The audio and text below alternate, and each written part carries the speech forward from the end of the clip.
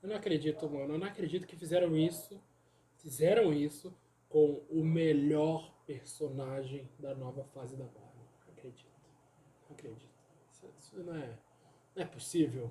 Chegou, galera! Chegou mais um capítulo de Cavaleiro da Lua e, como sempre, a nossa cobertura aqui no canal. Vou me apresentar para vocês, sou o Oliver, seu amigo aqui no nosso canal Geração Geek. Vou pedir a você aí, comenta o que você achou desse novo episódio, esse novo episódio que veio para quebrar os nossos corações com a morte. Vou dar um spoiler, hein? Com a morte do Steven Grant, um dos mais carismáticos personagens da nova fase da Marvel. Quero saber de você, o que você achou desse episódio? O like eu peço daqui a pouco. Se eu lembrar, eu peço daqui a pouco. Tá legal? Então, vamos nós!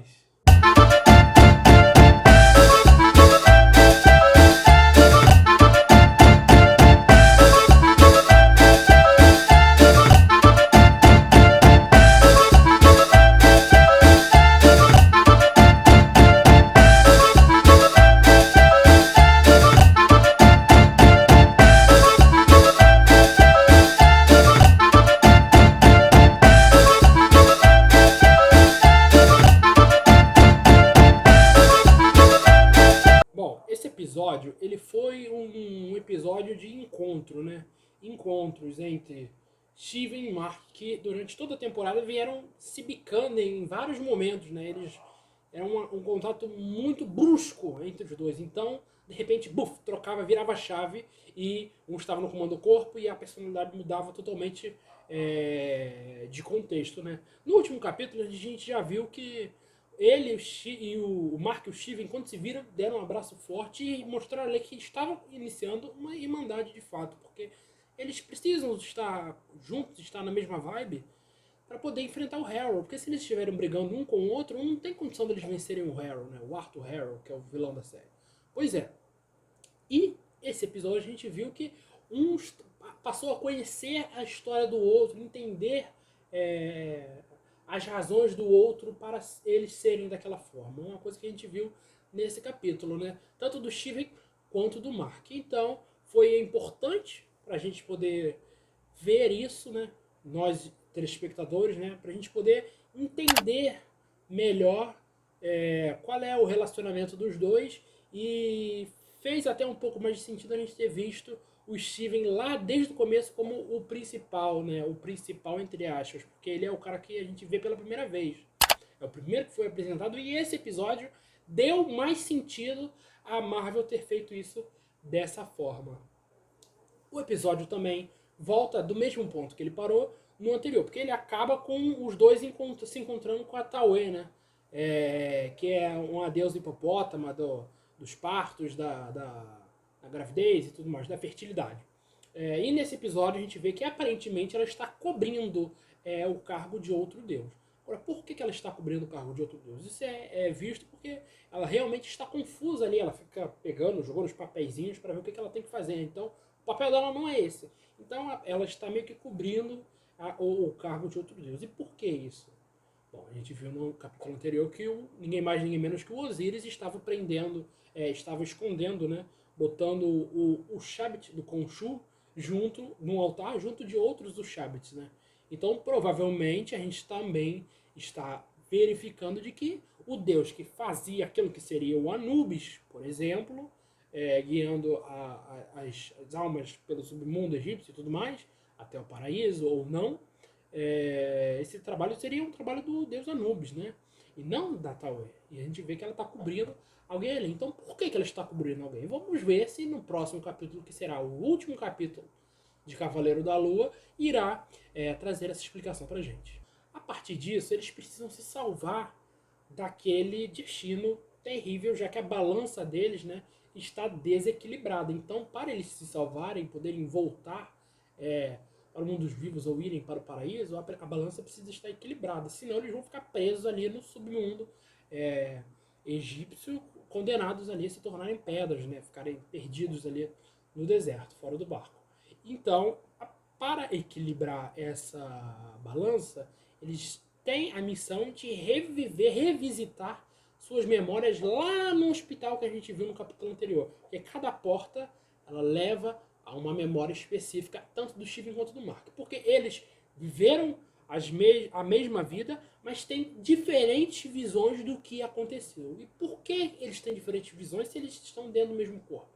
Duas personalidades no mesmo corpo. Então, a gente vai ver isso nesse capítulo, a gente viu isso nesse capítulo e eu vou explicar para vocês qual é a razão do Steven e do Mark terem essas visões diferentes da mesma vida. Pois é, como eu disse, o Mark e o Steven eles viveram a mesma vida, né? Só que por que os dois têm diferentes visões dos mesmos acontecimentos? Eu vou explicar para vocês. O Mark, ele foi mostrado um background, né, da vida passada dele antes do Cavaleiro da Lua e tudo mais, a infância dele. E nesse background foi visto que a família dele, ele tinha um irmão e um irmão com o qual ele assistia aquele filme que a gente viu lá no capítulo anterior, né, do Doutor Stephen Grant, uma cópia do Indiana Jones, né, uma homenagem pro Indiana Jones que tem a ver até um pouco com o Cavaleiro da Lua, já que eles tratam as duas de exploração de tumba e tudo mais. Nesse episódio foi revelado isso e nesse mesmo episódio também acontece, felizmente, a morte desse irmão deles.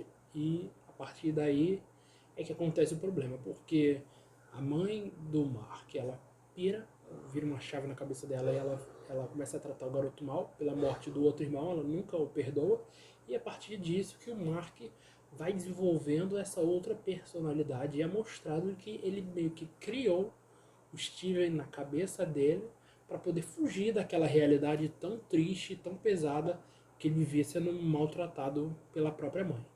E, gente, num show de atuação do Oscar Isaac, que interpreta todos os dois, e assim, ele deixou de queixo caído, porque esse, sem dúvida, em questão de atuação, é o melhor episódio de Cavaleiro da Lua, né? E dessa forma a gente conseguiu ver que o Steven ele tinha uma vida estruturada, tinha uma vida mais tranquila com relação à vida do Mark, porque o propósito dele era esse mesmo, tanto que o próprio Mark verbaliza isso. Ele diz, eu criei você para você ter uma mãe que gostava de você, que não te maltratava, para fugir um pouco daquela coisa tão pesada que ele tinha que encarar, né? E ele cresceu, ficou um pouco revoltado, isso falando do Mark. Ele cresceu, ficou um pouco revoltado e entrou para aquela vida de mercenário e tudo mais. Então nós temos ali, né, uma cena que é a origem do Cavaleiro da Lua. Mostrado com o Shu manipulando o Mark, né, no momento de desespero em que ele estava morrendo lá no deserto, mostrado o pai da Layla também. E assim, a cena pula dos quadrinhos porque é exatamente igual.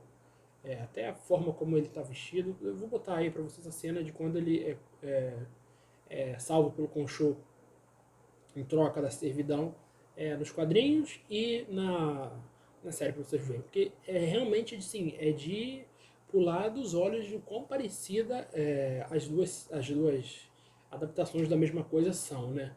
As adaptações do mesmo acontecimento são praticamente idênticas, né?